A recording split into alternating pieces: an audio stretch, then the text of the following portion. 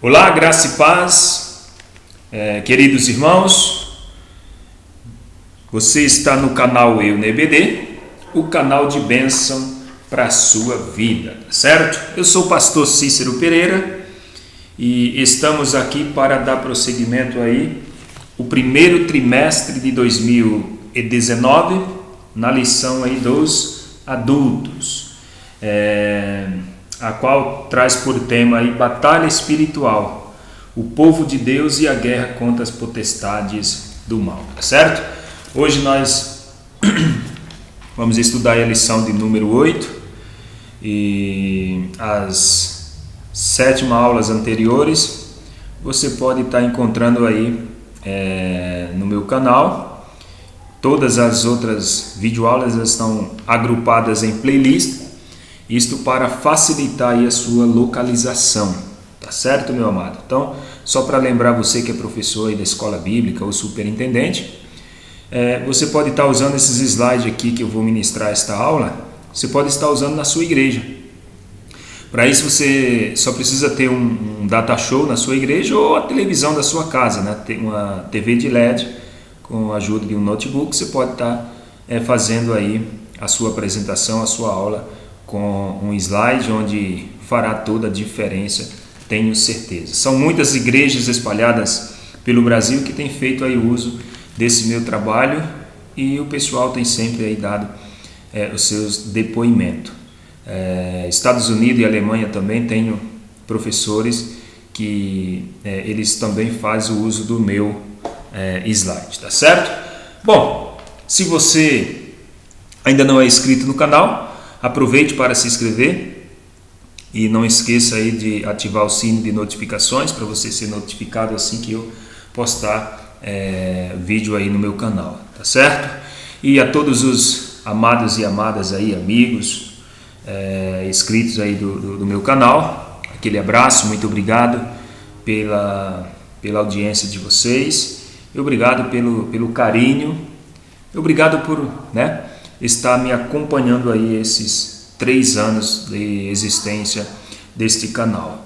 É um trabalho que eu tenho feito aí para ajudar os professores a dar uma aula diferente na sua igreja, uma aula da EBD. Não tem sido fácil devido às minhas ocupações, mas o Senhor tem me dado graça. Peço desculpa aí pelo atraso de eu postar aí o comentário do slide, tá certo, meus amados? Então, muito obrigado a todos. Não esqueça de deixar aquele joinha, aquele like, aquele gostei, tá certo? Na lição de número 8, traz por tema: nossa luta não é contra carne e sangue. E o texto áureo ele se encontra no livro ou na carta que o apóstolo Paulo escreveu a 2 Coríntios, capítulo 10, versículo 4, que diz o seguinte: porque as armas da nossa milícia não serão carnais, mas sim poderosas em Deus para a destruição das fortalezas. Na verdade prática, diz que por trás das aparências há uma batalha espiritual invisível contra a igreja. Então, nós temos por objetivo geral dentro desta lição explicar que a nossa luta espiritual ela não é física ou material. E uma das coisas que o inimigo ele tem feito nesses últimos dias, por meio de uma perspectiva materialista de vida, tirar de alguns crentes a perspectiva espiritual. Então essa aí é uma das investidas do inimigo, do nosso inimigo aí, trazer com que as pessoas se ocupem com as coisas materialistas e esqueçam das coisas espirituais, não é verdade? Então nós não podemos perceber aí nós podemos aí perceber o senso espiritual esposado pelo apóstolo Paulo aí em uma de suas cartas, em que o apóstolo Paulo ele afirma que a nossa luta ela não é contra ser humano, contra pessoa ou contra pessoas, mas sim contra principados e potestades. Então há sim um mundo espiritual por trás do mundo material, com certeza. Por trás daquilo que nossos olhos naturais não enxergam, há aí uma força ou um mundo espiritual, não é verdade? Então é isso aí que nós vamos estudar dentro dessa lição, que será bem resumida, mais prática e objetiva. Então, se essa aula está sendo bênção para você, se esse canal é bênção para você, seja também bênção na vida de outras pessoas. Já estamos em aula, então você pode aí dar o seu joinha, seu gostei, tá certo? E leitura bíblica em classe se encontra na carta que o apóstolo Paulo escreveu aos Efésios, capítulo 6, versículo 10 ao 12. Como de costume, não irei fazer a leitura para nós ganharmos tempos dentro desta aula, tá certo? Só para esclarecimento, sei que é sabido por todo, mas quem escreveu a carta aos Efésios foi o próprio Paulo, tá certo? Bom, na introdução diz o seguinte: o tema da presente lição, ele trata dos poderes ocultos das trevas e de como se proteger deles pela força do poder de Deus. Ou seja, Paulo ele nos ensina a importância de conhecer as astutas ciladas do nosso inimigo. Então, o diabo ele já perdeu a peleja, mas ele continua fazendo estrago nesse período entre o início e o final da jornada da igreja. Então, ele continua aí nas suas investidas, suas ciladas, suas astutas. Devemos estar sempre vigilantes, tá certo? Bom, o tópico 1 traz como tema a conclusão do tema final da epístola. Então, os três capítulos iniciais da carta aos Efésios, eles são teológicos, e os outros três, eles são práticos. Então, uma perfeita combinação de doutrina cristã e dever cristão, de fé cristã e vida cristã. Então, mas o apóstolo Paulo, ele de repente nos surpreende com no demais, ou seja, ele nos surpreende aqui com o demais. Então, encerrando a epístola com um assunto de vital importância. Então, a luta contra o reino das trevas. É o que o apóstolo Paulo fala aqui dentro da sua carta, que nós vamos ver aqui, tá certo? No subtópico 1 do tópico 1 diz no demais, versículo 10. Então, nós vamos perceber o que o apóstolo Paulo estava querendo dizer quando ele diz no demais, irmãos meus, tal, tá certo? Bom, no demais, irmãos meus, fortaleceis-vos no Senhor e na força do seu poder. Desde agora, ou seja, no demais, desde agora, isso significa que é literal. E a ideia é de que daqui para frente o conflito contra o reino das trevas será o quê? Contínuo até o retorno de Cristo.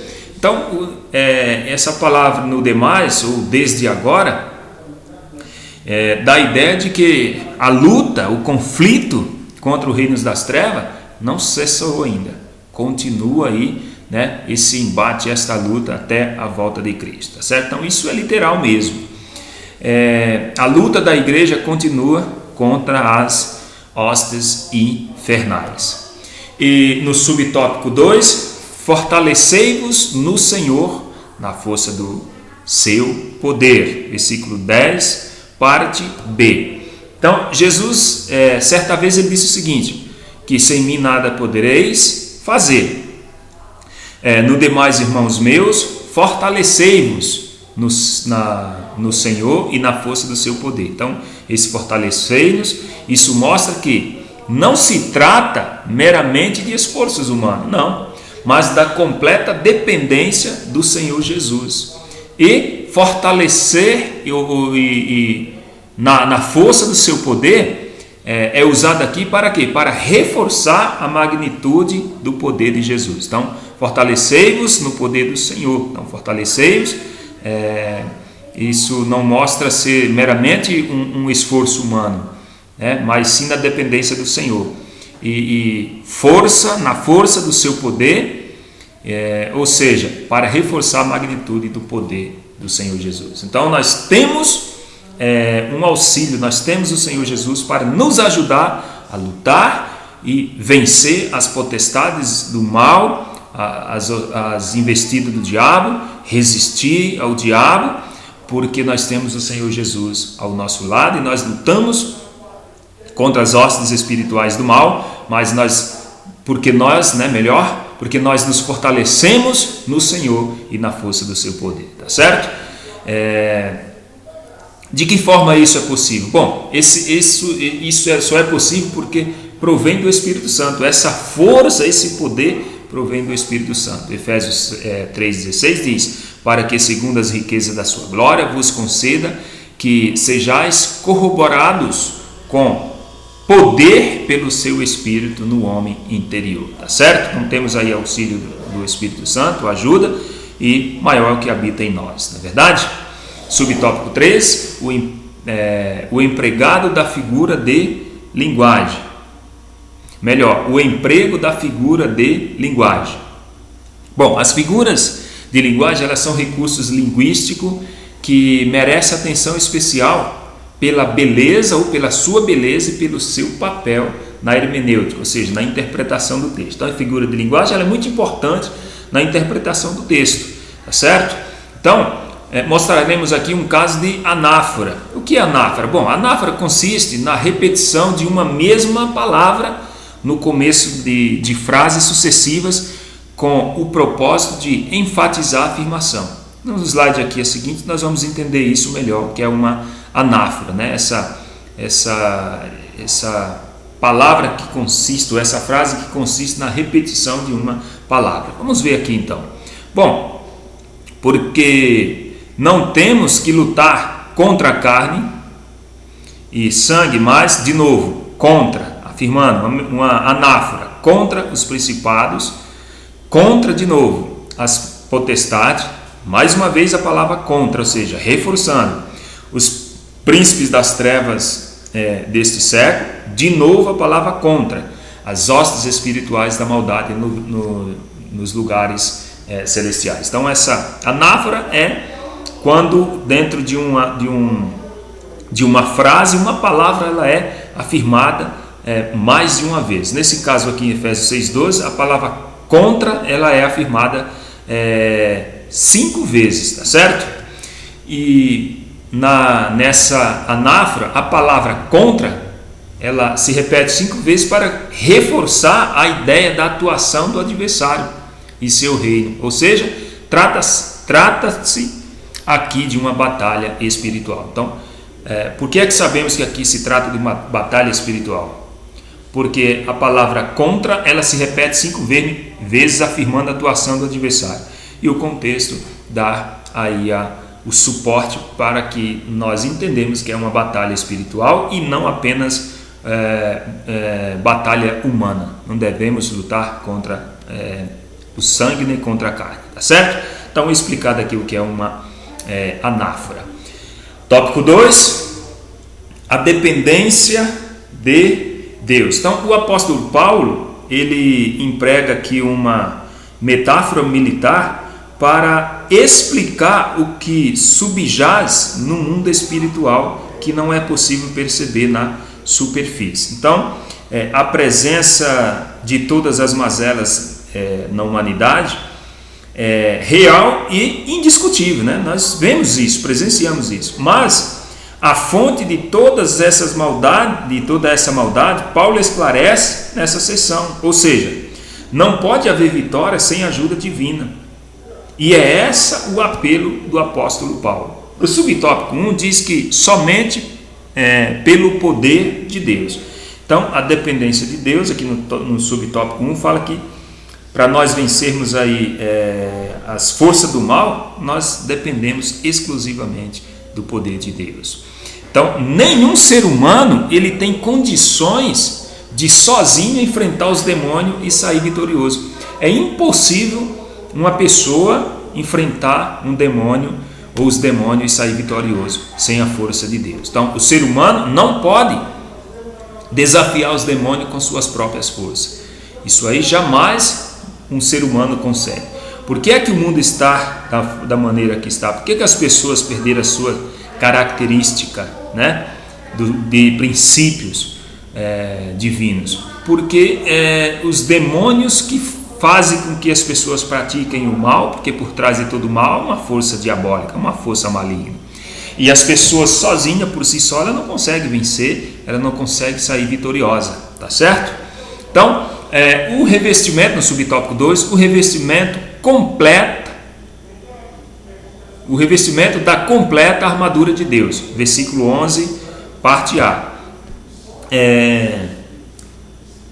Nós vamos ver aqui quais são os revestimentos da armadura de Deus. Então, o capacete significa salvação, a couraça significa justiça, o cinto significa verdade, o escudo significa fé, a espada significa a palavra de Deus, e a sandália se trata do evangelho da paz. Então aqui está o significado que, quando o apóstolo Paulo ali, ele faz essa comparação com o soldado romano, que ele fala do capacete, couraça, cinto, espada, sandália e escudo, cada um tem o seu significado, representa algo, tá certo? Então a armadura completa, ela indica armas de defesa e de ataque. Então a armadura, quando ela é completa, ela significa defesa, mas também ela é uma arma de defesa, mas também ela é uma arma de ataque.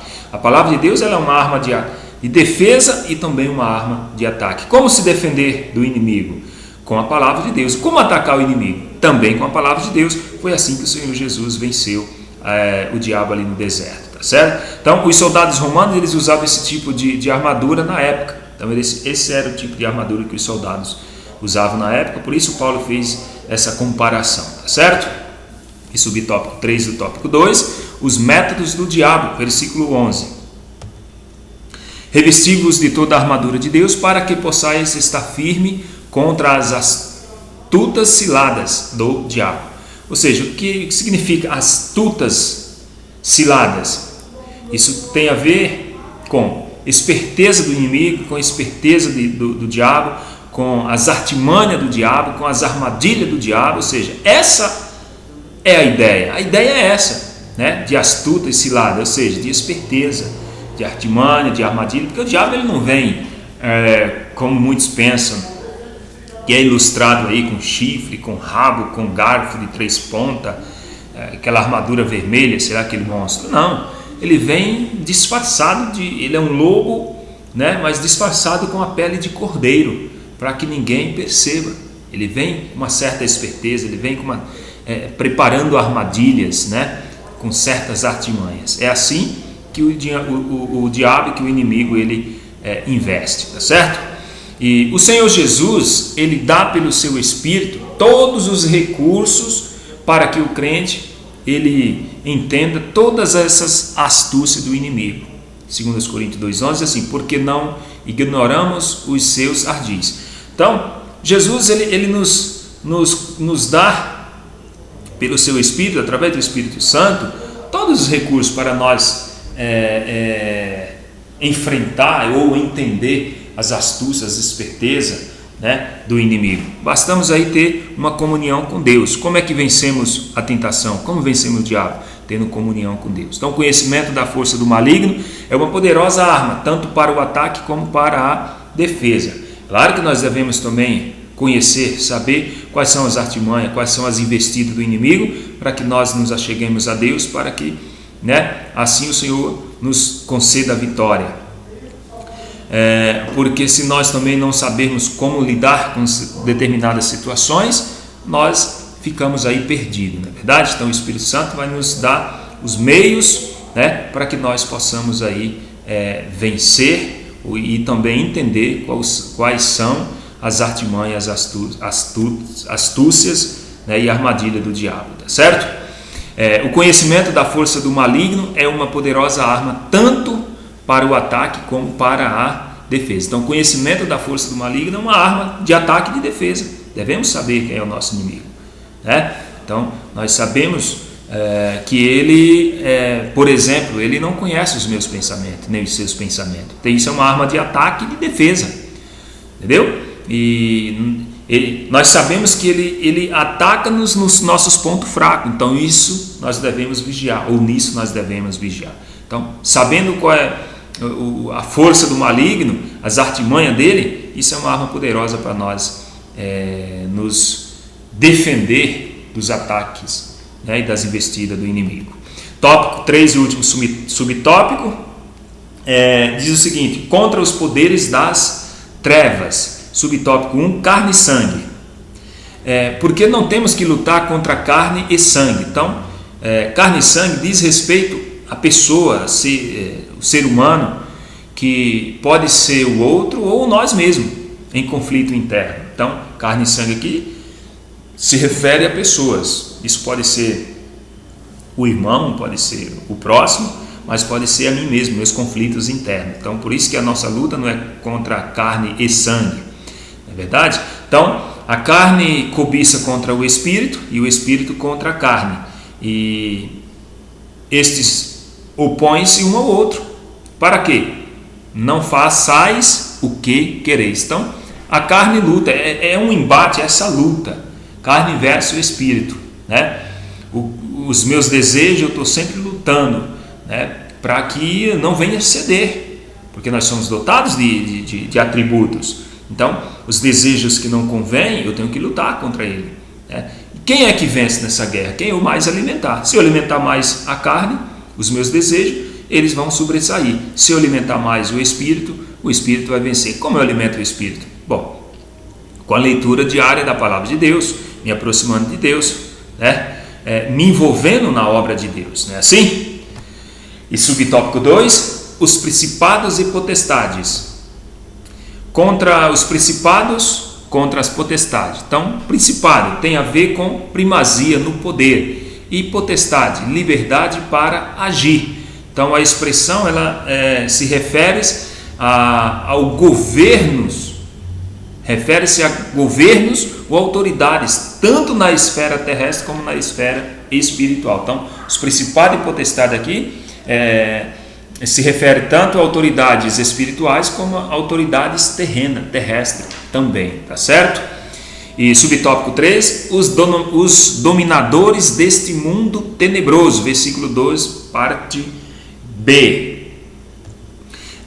Por que não temos que lutar contra carne e sangue, mas sim contra os principados, contra as potestades, contra os dominadores deste mundo tenebroso. Isso na Almeida revisada, atualizada, né? Está escrito a palavra dominadores. E em outras versões está escrito diferente. Na versão, por exemplo, na tradução brasileira, está escrito os governadores do mundo destas trevas. E na RC, que é a João Revista e Corrigida, então, Almeida Revista e Corrigida, perdão, está escrito os príncipes das trevas deste mundo tenebroso. Então, por que é bom nós termos sempre várias traduções, Bíblias com várias traduções, para que nós venhamos fazer comparações e para que melhor nós possamos entender o que o texto está nos querendo dizer. Então, na Almeida Revista Atualizada está escrito dominadores deste mundo tenebroso. Já na tradução brasileira está escrito os governadores do mundo dessas trevas. E já na Almeida Revista Corrigida está escrito os príncipes das trevas deste século. Então, aqui é usado o que? Senhor do mundo. Então, o uso no plural, hostes, é igual ao que? Dominadores do mundo das trevas. Então, hostes quer dizer dominadores do mundo das trevas. Tá certo, meu amado? E subtópico 4, o último subtópico desta pré-aula, os lugares celestiais. Bom, contra as hostes espirituais da maldade nos lugares celestiais ou regiões celestiais. Regiões celestiais quer dizer o que? Para designar o céu, se refere ao céu ou esfera espiritual invisível. Quando fala contra as hostes espirituais da maldade nos lugares celestiais, nas regiões celestiais, ou seja, está se referindo ao céu ou uma esfera espiritual invisível a qual esses olhos humanos não veem, tá certo? Então aqui se trata da esfera espiritual invisível em oposição ao mundo material. E chegamos na conclusão que diz o seguinte: com base nas palavras do apóstolo Paulo, ficamos sabendo de que existem diferentes classes de espíritos maus que são enumerados aqui como principados, potestades, príncipe das trevas, hostes espirituais da maldade. Então, o universo é um campo de batalha e nisso não precisamos enfrentar apenas o ataque de outras pessoas, mas também as forças espirituais que se opõem a Deus e ao seu povo. Tá certo? Bom, meu querido, espero que você possa ter compreendido como que funciona aí a metodologia desta aula, usando assim como base o slide, e que você possa usar aí na sua igreja, que venha servir de apoio para as suas aulas. E espero também, penso eu, que essa aula possa ou tenha sido bênção na sua vida. Se isso é verdade, compartilhe também com seus amigos nas suas redes sociais, divulgue esse trabalho para outros professores, tem custo zero, você não vai pagar nada por isso. Enquanto o Senhor assim me der condições de fazer, eu estarei disponibilizando aí para vocês, tá certo? É complicado, se ocupa muito tempo, e tempo é algo precioso, a qual eu estou tentando aí me organizar, mas creio eu que o Senhor nos dará a vitória, assim como sempre tem dado, continuará dando vitória. Então, muito obrigado, aquele forte abraço, Deus abençoe a vida de vocês, até a próxima aula, se o Senhor assim nos permitir. Tudo isso e muito mais nós fazemos dentro do reino, se for da vontade dEle.